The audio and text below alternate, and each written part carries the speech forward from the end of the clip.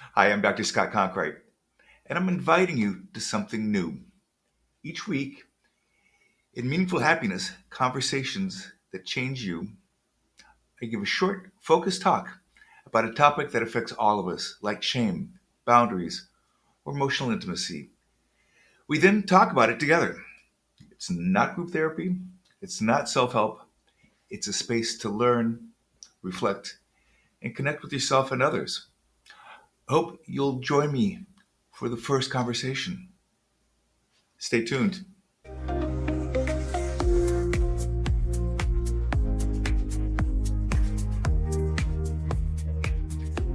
The truth about aging didn't hit me in a doctor's office or while celebrating a milestone birthday.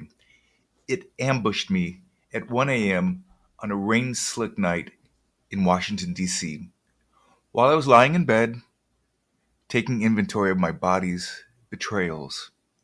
Outside my apartment window, the drizzle painted abstract shapes on the sidewalks, blending with the orange glow of street lamps in a way that felt almost mocking in its beauty. Back pain, a familiar visitor since my 40s, had returned. But tonight, something was different. The ache wasn't just physical discomfort, it had an additional message, given in a low whisper, telling me my best days were behind me. I hadn't noticed, until that moment, how common this message had become over the last few months. I'm sure many of you have had similar moments of shame and fear about aging. I should have known better. After over 3 decades as a psychologist, I've guided thousands of patients to recognize how their stories and their interpretations of past events strongly informed how they felt. Yet there I was, letting society's scripts about aging run wild in my own mind. Each twinge of pain wasn't just physical discomfort, it included twinges of shame about my inevitable journey towards mental and physical decay and irrelevance. The television was off, but I could envision the anti aging commercials, their messages seeping into the quiet. The verdict was clear. Aging meant decline, and achy, sleepless nights were a sign of diminished vitality. I had unknowingly internalized these stories so deeply that I was no longer just experiencing insomnia, I was crafting a narrative of inevitable loss. Then something shifted. It could be the intimacy of that hour when the world feels distilled to just you and your thoughts. Maybe it was the freedom of being away from home. At the time, I was staying at a friend's furnished rental condo for a month, unmoored from familiar routines. Whatever the catalyst, I suddenly saw the absurdity of my thinking with disquieting clarity. The whispers in my mind weren't truths, they were cultural fiction. This realization sparked a profound shift in my perspective, beginning the process of peeling away years of accumulated assumptions. Beneath them lay something not fully yet articulated, but more accurate. The story I'd been telling myself about aging was fiction. I reached for my laptop and began typing before the revelation slipped away. What if everything we believed about aging is just a story? And what if it's the wrong story for our time? The questions tumbled out faster than I could type. Why do we act like learning and growth have an expiration date? How did we turn natural life transitions into pathologies?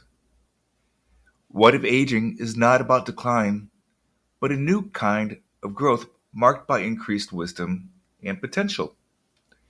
Memories of my patients flooded my mind. Claire, Tom, Linda, all individuals wrestling with outdated narratives of aging. They weren't exceptions, they were evidence of a larger pattern. We have the longevity, the resources, and knowledge to approach this stage consciously, yet we remain tethered to outdated stories from a time when few lived past 50. By dawn, I had pages of notes. My back still ached, but something had shifted. I could feel the first threads of a different story unspooling. That sleepless night in DC was the birthplace of two new concepts: lacence and latalescence. Latalescence is a framework for understanding adult development as an ongoing process. At its heart are three key concepts: lateral movement, which represents growth that expands outward rather than upward, like a tree extending its branches to explore new directions, rather than simply growing taller. Coalescence, which describes the gradual process of life's experiences and understanding coming together into a cohesive whole, much like separate drops of water merging into a single unified body. And adolescence, which captures the continuous state of maturation and transformation that doesn't end with teenage years but persists throughout adulthood. In essence, Latalescence offers a fresh narrative about aging, one that recognizes how parents, society, and the imagined expectations of others too often script our early life stories.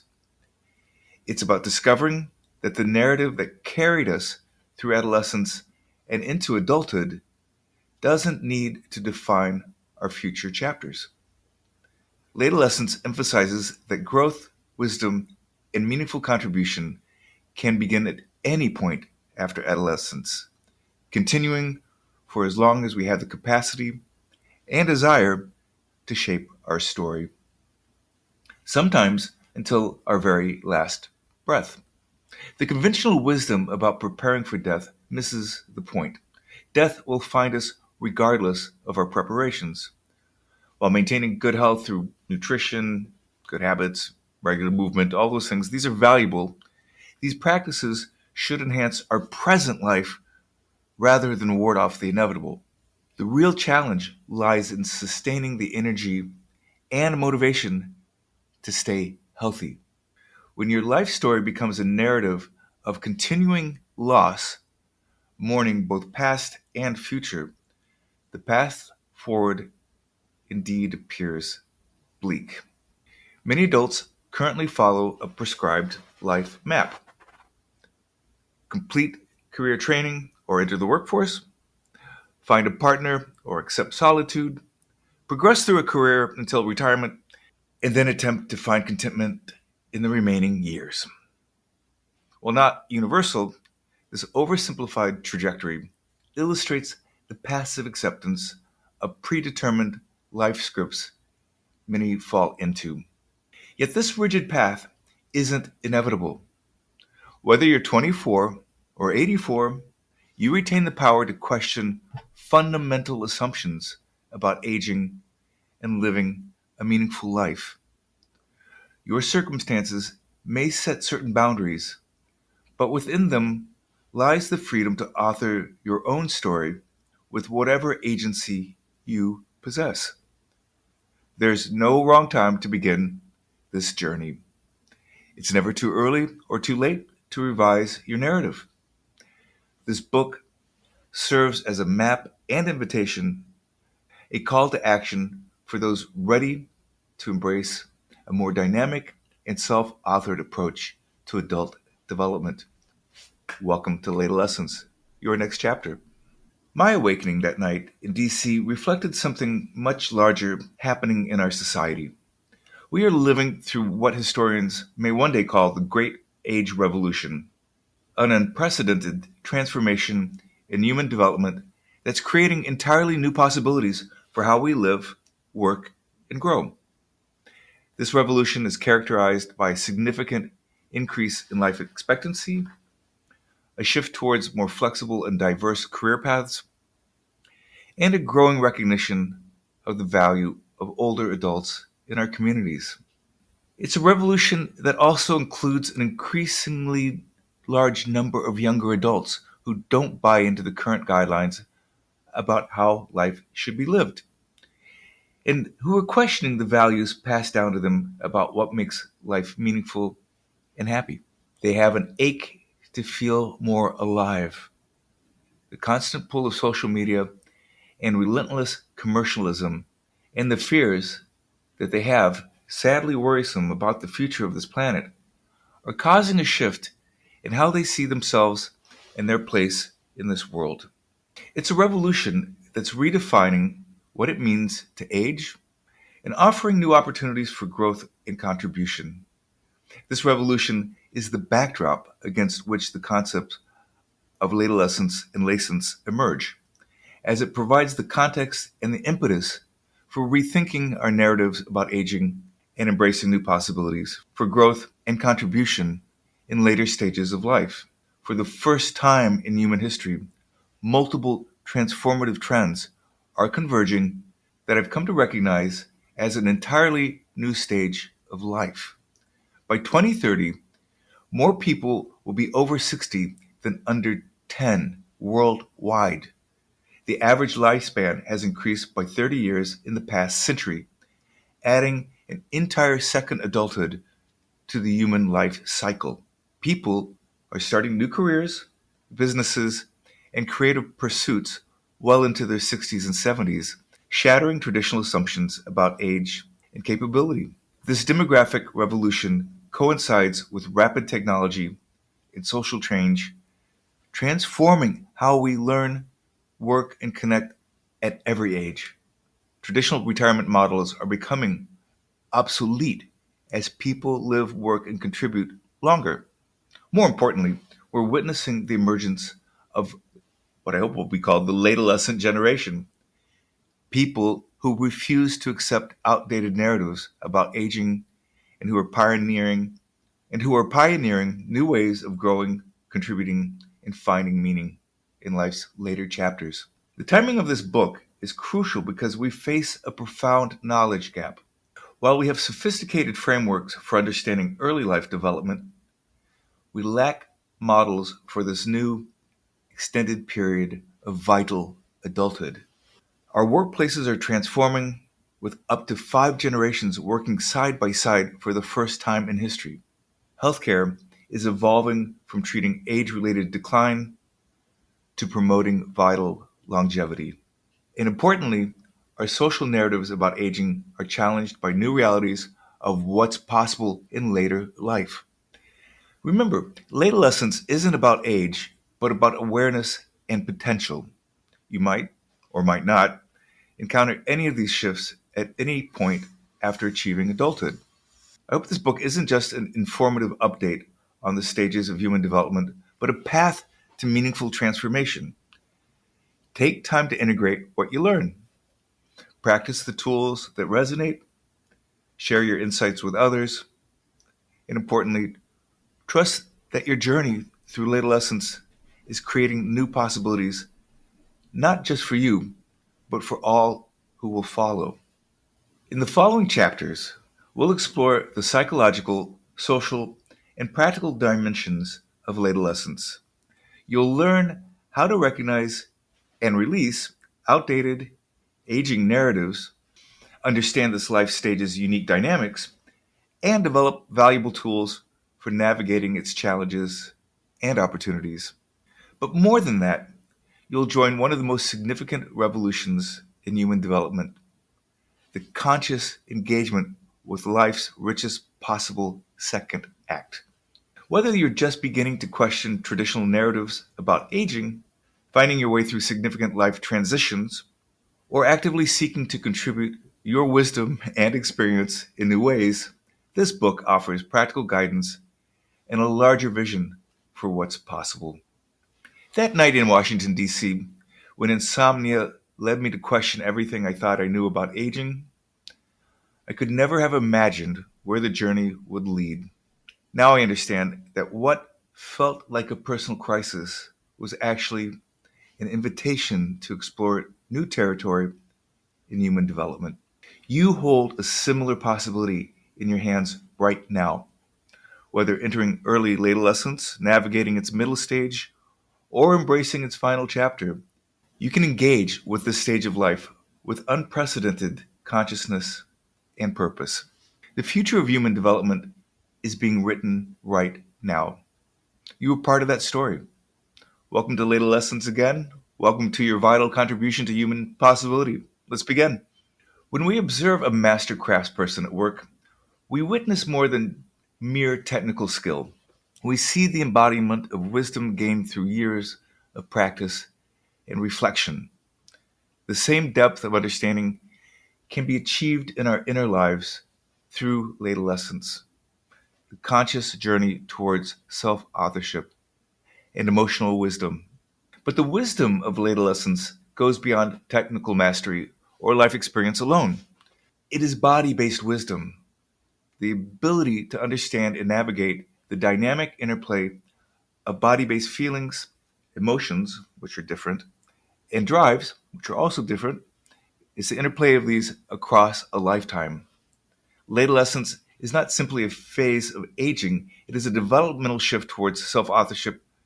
In Latalescence, body based wisdom becomes a guide, enabling us to understand not only how our past has shaped us, but also to consciously shape the future of our emotional and relational selves. I've observed this process countless times in my clinical practice. Patients often come to therapy seeking solutions to immediate problems, but they then discover something more profound: the ability to read their own inner landscape with the same precision that a craftsperson reads their materials. This self awareness, this emotional literacy, forms the core of Latalescent wisdom. Consider how we process any significant life event. There's the event itself, perhaps a career change, a relationship milestone, or even a personal loss. But what makes it meaningful isn't just what happened, it's the complex interplay of biological responses, emotional interpretations, and physical sensations. Understanding this interplay is crucial, which is why I emphasize the distinct ways our bodies communicate with us, the ways information about our inner and outer worlds are made conscious to us. Our body based feelings, which by the way, scientifically they're known as affects, I'm just going to call them body based feelings from now on, are raw, unfiltered biological responses to the world around us. Affects, body based feelings. These are universal human experiences. The spark of interest when we encounter something new, the warmth of joy and connection, and the heaviness of distress when things go wrong. We don't learn these responses. They're part of our essential human equipment. Now, the drives, these are the fundamental physical sensations that come from specific places in our bodies. Our body based feelings are diffuse. If you're tired in your body, perhaps a little bit more in your eyes, things like that. But with drives, it's specific locations in the body. The physiological needs to eat, drink, have sex, breathe, sleep, urinate, defecate are signals from our bodies that get amplified by body based feelings, by the affects. Each drive has its own urgency. Some can be delayed longer than others before distress or anger signals an unmet need. Now, one more category of something to pay attention to is pain, which is distinct from body based feelings, from drive, and from emotion, which I'll get into later. Pain is a separate category of communication. Pain brings essential information about our bodies into awareness and quickly gets linked up with affect, with body based feelings in the same way. But it's a totally different, separate system in our bodies. Imagine trying to suppress an affective response, a body based response, to an intense physical need, such as really needing to go pee, while, for instance, while you're taxiing on a runway, or trying to ignore excruciating pain of a deep cut. These biologically based responses are automatic, preconscious, and biologically based. They remind us that our bodies are not just physical support for our minds, allowing them to move around in space, but active participants in our lived experience. They give us information our brains need to know about how our inner and outer worlds work.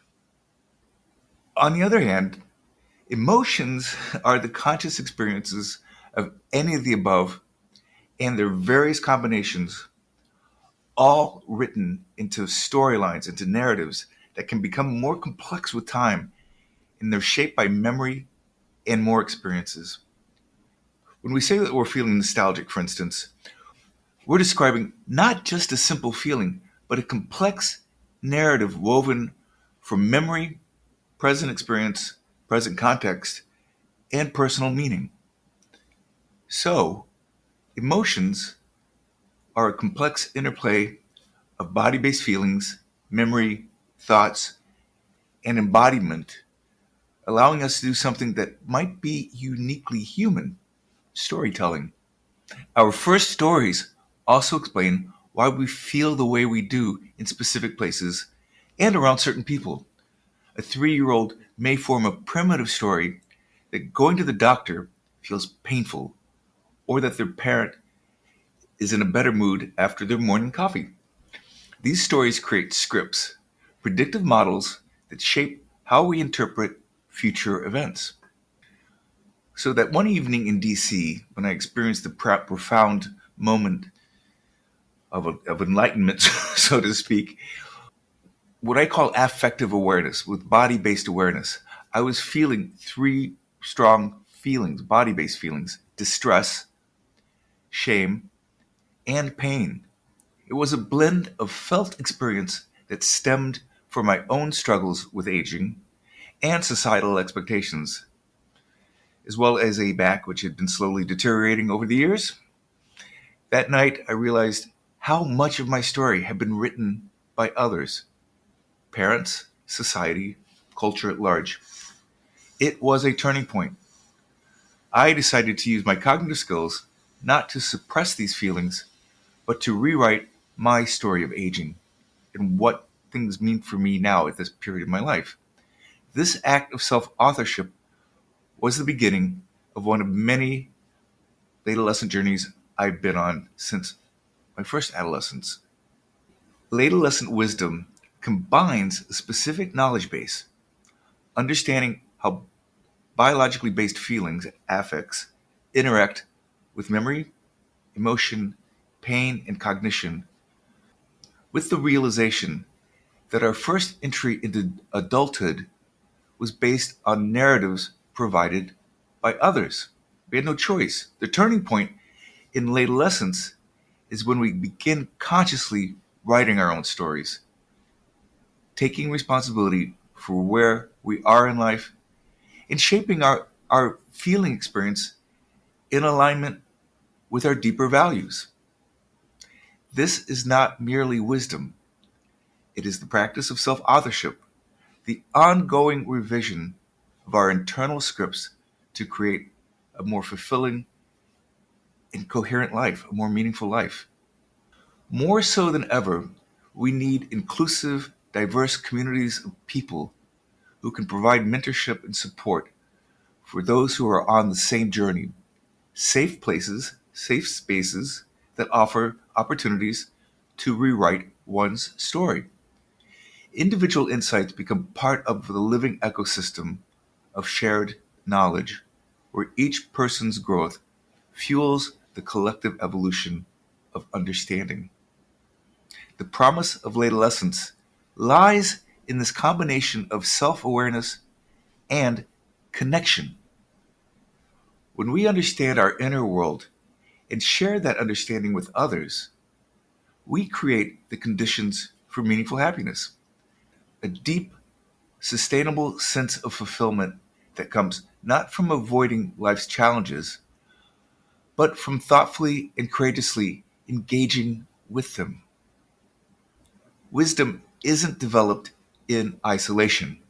We need people who reflect our growth: teachers, mentors, and fellow explorers. Adolescence isn't just a personal journey, it's a communal one. When we share insights, challenge old assumptions, and build connections, That's creative, meaningful happiness creation. And importantly, we need to rid ourselves of any shame for needing to rewrite our stories. This takes others to prop us up and bolster our pride. So, Latalescence is not just about aging well, it's about living fully. So, welcome to the revolution.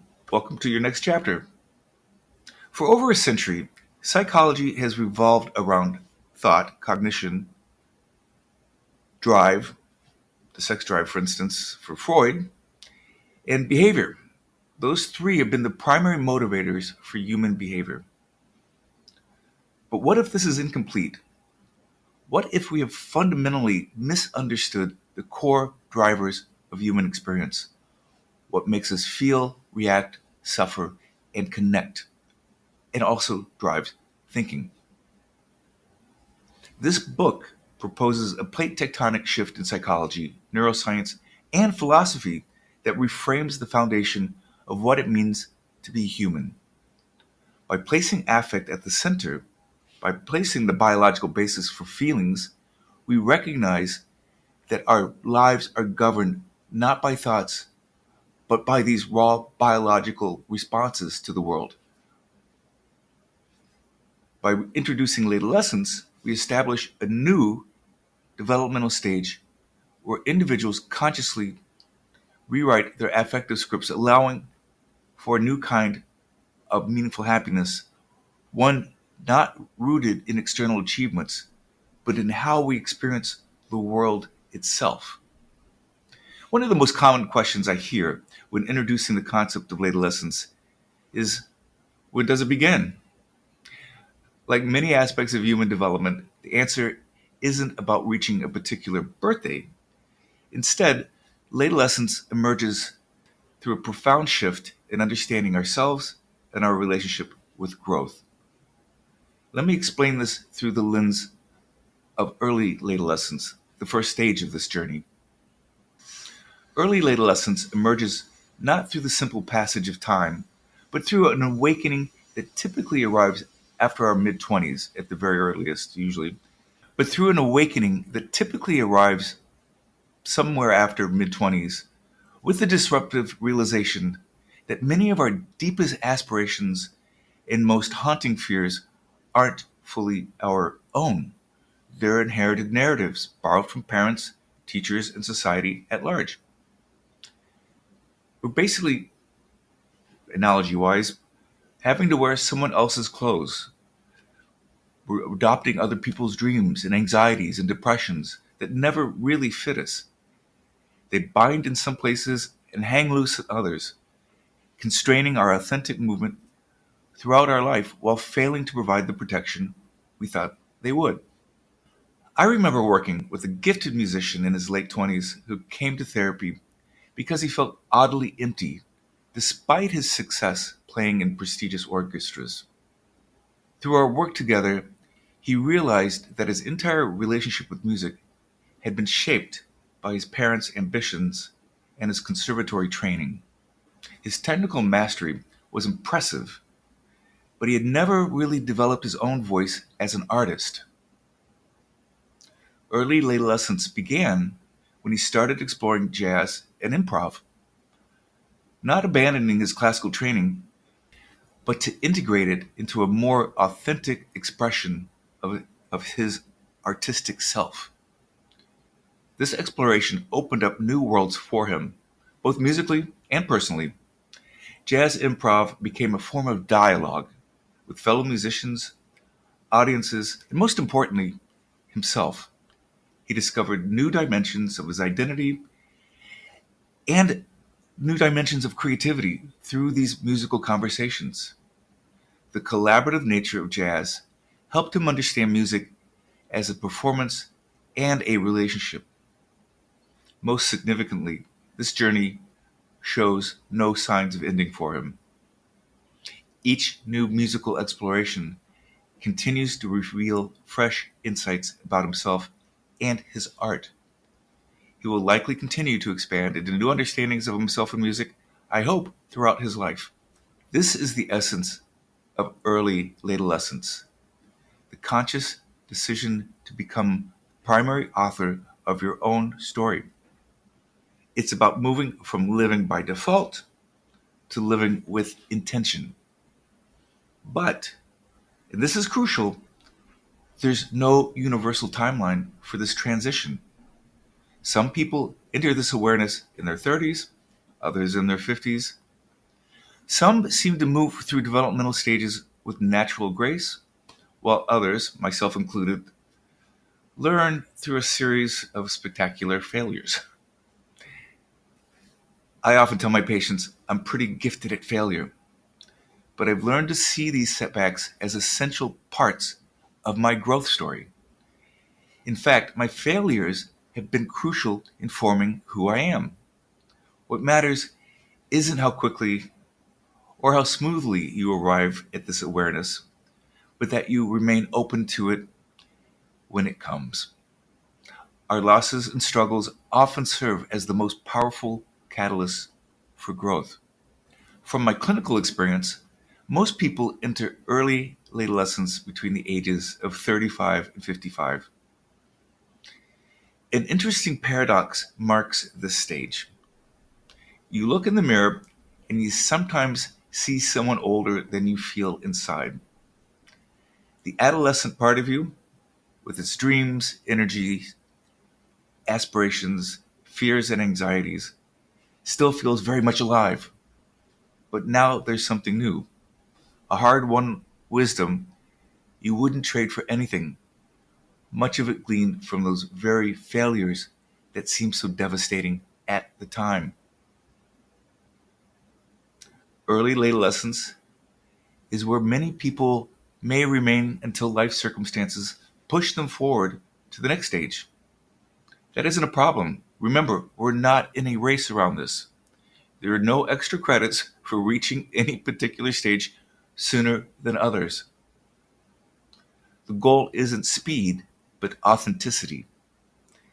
Not achievement, but alignment between who you are and how you live. To go back to the metaphor I used above, if the clothes you inherited fit you from the beginning and they still fit you and have the style and comfort you like, then lucky you. You don't need to finish this book. We'll explore middle and late lessons towards the end of this book, as these stages often serve as preparatory phases for the end of life. While they typically emerge later in one's journey, it's important to note that they can arise at any age when someone faces the profound recognition of life's finite nature. A terminal diagnosis at 40, a near death experience in one's 30s, or any circumstances that bring mortality into sharp focus can catalyze these later stages of adolescent development. Their placement at the end of this book reflects their chronological position in most people's lives and their deep connection to how we make meaning of our mortality. To support this journey through early adolescence, I've developed a flexible growth model that provides guidelines while leaving ample room for individual variation. Think of it as a map that shows possible routes rather than a GPS that insists on one specific way. Before we explore that model in detail, it's essential to understand that early adolescence is fundamentally about increasing agency and coherence in your life story. This has been the first two chapters of my book on adolescence. If you get the book, if you buy the book, you'll find that there are several assessments that you can take to help you know where you are in your adolescent journey, as well as guides to get you on your path and get going. Check for more. I'll be back in a couple weeks.